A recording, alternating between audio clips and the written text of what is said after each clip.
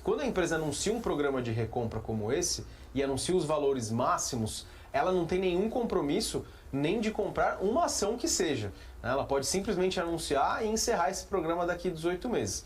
O que ela determina, sim, é o máximo de ações que ela pode comprar, e esse máximo está determinado nesse valor aí de 13 milhões de ações, que dá 20,7% do total de ações em circulação da companhia. Marco. Carlinhos Cat Trader também está acompanhando o nosso programa. Bom dia para você, meu amigo. Você falou da Suzano. Suzano foi uma ação que ajudou o índice na sexta-feira, fechando com uma alta de 1,38, o Bradesco 0,79. Tivemos a VEG caindo 1,78, o PRI 1,22, Petro também caiu 54, Vale, que tem balanço essa semana, 0,35 caiu, Embraer 0,25, Pactol 0,18. Tivemos um cenário assim na sexta-feira misto, né? Misto, mas a Bolsa aí vem trabalhando, encontrando dificuldades para subir um patamar um pouco mais elevado. Chegar a 137 mil pontos no cenário atual é muito pouco provável. Falando em Suzano, que tem balanço essa semana e subiu na sexta-feira, Júlio Chartoni, o que podemos analisar no gráfico de Suzano? Vamos dar uma olhada então.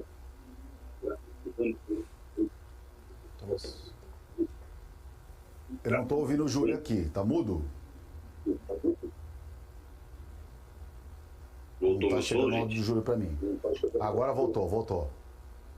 Então, o gráfico de Suzano ele está levemente lateralizado, ele está costurando ali uma região de médias de 200 períodos, onde divide o preço, ele atua na ponta compradora ou na ponta vendedora.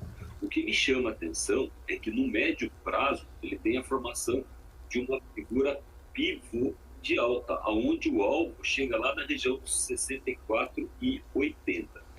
Só coloco a atenção de que ele não pode trabalhar abaixo da região dos 53,20 aproximadamente, que iria desconfigurar este padrão. Mesmo porque, se eu traçar aqui uma região, esticar essa região aqui do fundo duplo que eu tinha desenhado no início da formação daquele pivô, ele tem agora o que nós chamamos de fundo triplo, o que deixa mais forte ali, sendo ali uma região de suporte. Isso quer dizer, então, que ele, mesmo ele estando aí lateralizado dentro dessa consolidação, num médio prazo, permanece ainda o alvo do pivô de alta lá em 64, vamos repetir o valor, 64,70, 64,80 aproximadamente, mas se trabalhar abaixo de 53,30, 53,20, temos o risco de desconfigurar esta figura pivô, que é uma figura muito importante para mim nos critérios da análise técnica. Francisco Alves, minério de ferro, como fechou em Dalian e como operam as principais mineradoras do mundo? Vamos lá, Marco. Como nós comentamos, a Bolsa de Sydney na Austrália subiu 0,74%, muito por conta da alta das mineradoras, do setor e também dos quatro grandes bancos australianos. E as mineradoras, sim, responderam, na sua maioria, majoritariamente, de forma positiva. As maiores, a BHP Billiton subiu 1,38% em Sydney, na Austrália, a Rio Tinto subiu 1,86% e a Fortescue Metals subiu 1,54%. A Coronado Global Research ficou estável e a Champion Iron foi a única que caiu um pouquinho, caiu 0,78%, mas as maiores, mais importantes, as principais, BHP Rio Tinto e Fortescue Metals subiram, Coronado ficou estável e a Champion Iron ficou com uma pequena queda de 0,78%. As mineradoras de lítio, que são negociadas lá em Sydney, importantíssimo, movimento do lítio cada vez mais importante para os mercados.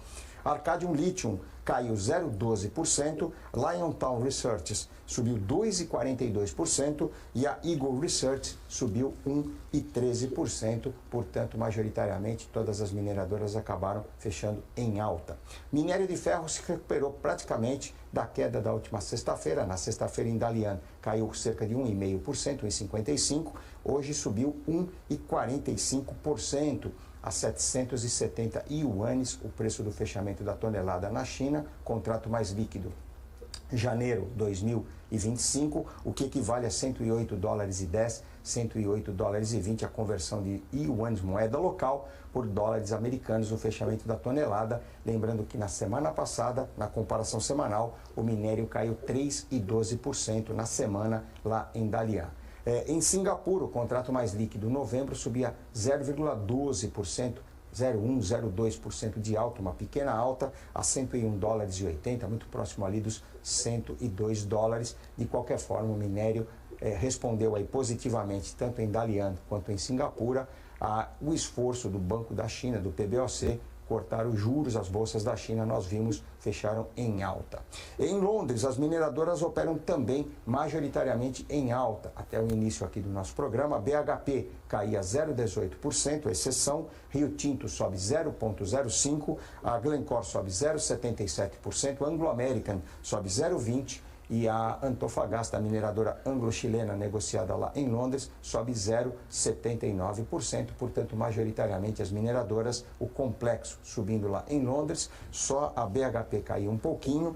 Em Sydney, as maiores subindo, as mineradoras de lítio também majoritariamente em alta, então um cenário positivo. Falando um pouquinho dos ADRs pré-mercado Nova York, o ADR de Vale subia cerca de 0,6, 0,7, um pouquinho mais cedo também, antes aí da abertura do nosso programa, 0,66% de alta para o ADR de Vale do Rio Doce, e o ADR de Petrobras, acompanhando um pouquinho aí a deixa, também subia cerca de 0,54%, os dois ADRs subindo um pouquinho aí antes da abertura dos mercados americanos e da abertura aqui do nosso mercado. Marco. Safra de balanços continua bombando, principalmente na semana passada, os principais bancos vieram bons e isso deve colaborar com a safra de balanços aqui dos bancos no Brasil. Então vou aproveitar Júlio Chartoni aqui. Itaú, Júlio Chartoni, só para o investidor dar uma olhada no setor aí dos bancos, como está o gráfico de Itaú?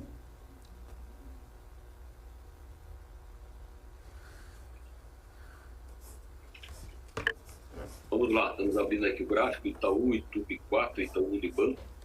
O ativo, ele vem numa exaustão de movimento baixista no curto prazo, mostrando que esta região que ele deixa aqui para mim acaba sendo aqui uma possível região de suporte, uma possível reversão.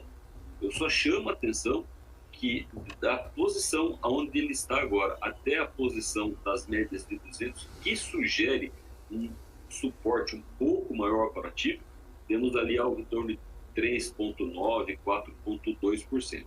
Eu não arriscaria as compradas neste momento para Itaú, mas caso ele venha trabalhar abaixo, buscando ali perto das regiões das médias de 200, entre 33 e 30, 33 redondo aproximadamente, ali eu acho que já começa a ser interessante voltar a assumir posições compradas agora. Uma outra coisa que me chama a atenção é que tem aquela famosa linha de tendência de baixa que no curto prazo foi rompida.